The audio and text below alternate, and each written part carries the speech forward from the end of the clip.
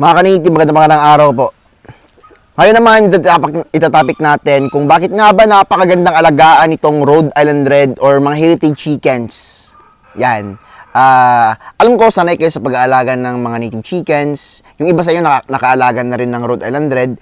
Sasabihin ko rin sa inyo yung mga tamang pag-aalaga nitong Rhode Island Red. Yung kinagandahan sa pag-aalaga nito, no, unang-una, napakaganda po ng karne ng Rhode Island Red. The best siya for adobo. Yan. Or mga chicken curry. Yan. Napakasarap po ng karne. Inasal, masarap siya. Kung ikukumpara mo sa native sa karne, syempre masarap talaga yung karne ng native pagdating sa adobo. Yan. Sa inasal naman kasi, kung ikukumpare ko siya, ito mas malambot yung karne niya. And ang adobo, tsaka chicken curry, mga ganyan na luto, no, nakadepende lang naman sa timpla ng nagluluto. Yan. Kaya may panglaban siya. Except lang sa tinola. Yun lang yung masasabi ko, no, sa totoo, sa Rhode Island Red. Yan, sa karne. Pero, pagdating sa pangingitlog, napakalakas pong mangitlog ng manok na ito. Yan, kasi nga, walang araw na wala kang harvest. Yan, hapon na, meron pang itlog dito. Yan. Pero naka-harvest na po, may nangitlog lang ulit. Kasi nga, itong mga Rhode Island Red, may nangitlog ng umaga, tanghali, tsaka hapon. Dito, nag-harvest kami 2 to 3 times a day. Yung purpose nun, para hindi po mabiyak yung itlog and maganda po siyang i-incubate. Kasi nga, for incubation naman, for production naman ng sisiyo, yung main source of income namin dito sa Rhode Island Red. Yung paano lang gumanda yung Rhode Island Red, nakadepende siya sa pagkain. Pag maganda yung pagkain, mas gaganda din po yung manok ninyo. Kita yung manok natin, no? Ang gaganda po ng mata. Yan, wala pong sakit. Kasi nga, may maintenance din. Yan, nagbabakuna. Yan, regularly. Nagbabitamins. Sabado hanggang linggo. Yan, 2 times a week lang. Minsan, 3 times a week. Sabado hanggang Lunes. Tapos, anti-malaria. Yan. At, syempre, Amboxetil Max for, pang ano lang, may pangsangga tayo, no, para hindi po agad-agad sasakitin yung manok natin kapag masama yung panahon. No, kapag masama lang naman yung panahon, nag-Amboxetil Max kami. Inuuna namin yung prevention. Yan. Kasi nga kapag inatake na po talaga ng halimbawa, nagkasakit yung manok. Tapos ilang araw na bago nyo nalaman na may sipon sila. Kasi nga marami din po yung alaga natin, no. Kaya mas maigi na i-prevent natin yung manok sa kanilang sakit. Kasi nga kapag naiwasan natin, may iwasan din po natin yung malaking gastos. Pag natamaan na po itong manok natin ng grabing sakit, syempre, malaking gastos na po yan. Ganun po yung problema sa ibang breeders. Kasi yung iba, nagtitipid talaga. Ito, wag nyo lang tipirin yung manok na ito. Talagang ganda ng performance. Maganda yung produksyon ng ganitong klaseng manok. Yan. About naman sa pagkain, malakas pong kumain yung Rhode Island Red. Yan, totoo po yan. Kasi nga, kayang kumain ito ng 80 grams to 120 grams. Lalong-lalo na yung mga lalaki. Yung lalaki naman, kailangan nila talaga 100 to 120 grams per day. Dito, 120 grams per day, yung budget dito sa lahat ng manok natin na heritage chickens. No, kasi nga, only feeding sila. Nag-only feeding kami. Yung 120 grams na yan, parang nahulog na siya sa only feeding per day, no? Dahil nga, ako'y busy. Yan. Gusto ko isang pagkain na lang. Yung ginagawa ko lang dito, refill na lang ng tubig. Yan, umaga tsaka hapon. Yung pagpapakain sa kanila, nakadepende na po yan sa kanila. Kung gaano kadami yung kakainin nila. Hindi naman nila nauubos yung 120 grams per head per day. Yan. No, kasi nga allowance lang po 'yon na para lalo na sa mga babae, hindi nila kaya yung 120 grams per silang lahat. No, kasi nga mayroong iba dito na yung kaya nila 80 to 100 grams per day lang. Yan, yun po yung totoo. Kita niyo ng katawan ng manok natin, hindi po yan tinipid. Kaya nga masasabi ko sa inyo yung mga sisiyo din natin dito, quality. Kaya kasi nga hindi ko po tinipid. Yung feeds niyan, Gallimax 21, purong Gallimax 21. Hindi po ako nagmi-mix ng crack corn. Yan, kasi nga naka-base din po yan dati sa mga experience natin, no? Ako dati, masasabi ko, hindi pa ako masyadong expert din, no? May mga pagkukulang pa dahil nga nagtitipid ako. Ngayon, medyo may budget na, tuloy-tuloy na yung buyer.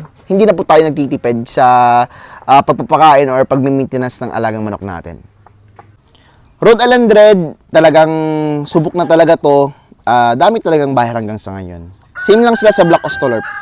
Pero, minsan sa market, mas lumalamang itong Rhode Island Red. Yan.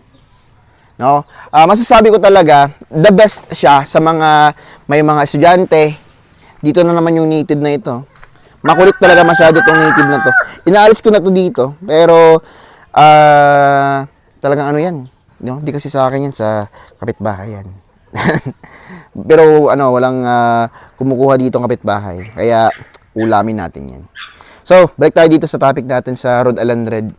Tsaka sa Heritage Chickens Black Australorp. Yun, ganda ng mga Black Australorps natin. No? Humahapon na sila. Oras kasi ngayon, alas 5 mahigit na. So, same din po dito sa breeding pen number 2. Same na naman yung setup. The best talaga siya, lakas ng itlog. Abot lang po sa lasa ng itlog. Masarap po yung lasa ng itlog din po ng Rhode Island Red. Kung ikukumpara mo siya sa itlog ng native, no? Masasabi ko, pinaka-the best siguro na itlog ng native, yung darag. Yan. Sa itlog naman, wala ka namang lasang itlog pa rin. No? Pero mapapansin ko lang, mas masarap yung itlog ng heritage tsaka ng native kung ikukumpara mo siya sa broiler. Totoo po yun. No? Masarap po din po yung itlog ng Rhode Island Red. Yan. Kung ikukumpara mo sa native, halos same lang. Kasi nga, Rhode Island Red, native din po ito sa ibang lugar. No? US. Black Australorp, native din po sa tawag nito, Australia. Ito isang hybrid po yan. Pumasok lang talaga dito. May mga kukulit talaga na pumupunta, may mga tipong manok. Yan, pumupunta sa isang breeding pen at kinakasta nila yung type nila. So, yung gagawin na natin dito, mag-schedule na naman tayo for, pagtanggal ng mga primary feathers sa ating mga makukulit na manok na lumilipad-lipad. Yan. Ito naman, yung native dito, ito talaga to eh. Kasi nga, type siya, gustong-gusto siya ng isang Rhode Island Red natin. Mag-asawa tayo sila, mag-asawa. Yan. Kaya yung target natin, yun Yan, minate siya.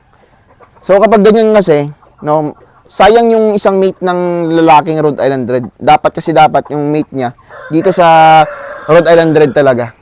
Ito, sumusunod sa likod ko, gusto niyang may dalhin akong babae sa kanya. Yan. Kuha tayo dito ng sample. Gawa tayo ng ito may magandang babae dito. Papakasta natin sa kanya. Ito. Ayan.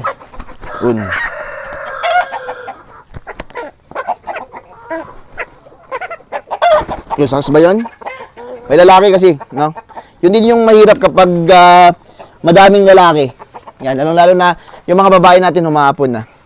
Yan, sana di ko lang i-check ko yung mamaya kung kastahan niya talaga. So, yun, Yun.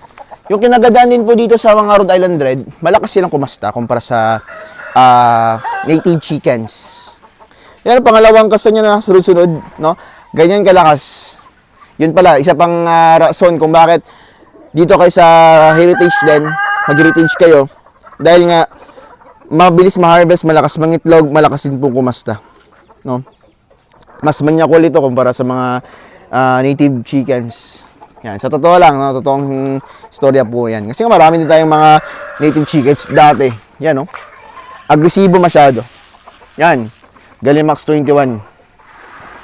So yan, paano ko yan binibigay? Binibilang ko muna yung manok, then times sa 120 grams per head. Ganun po yan.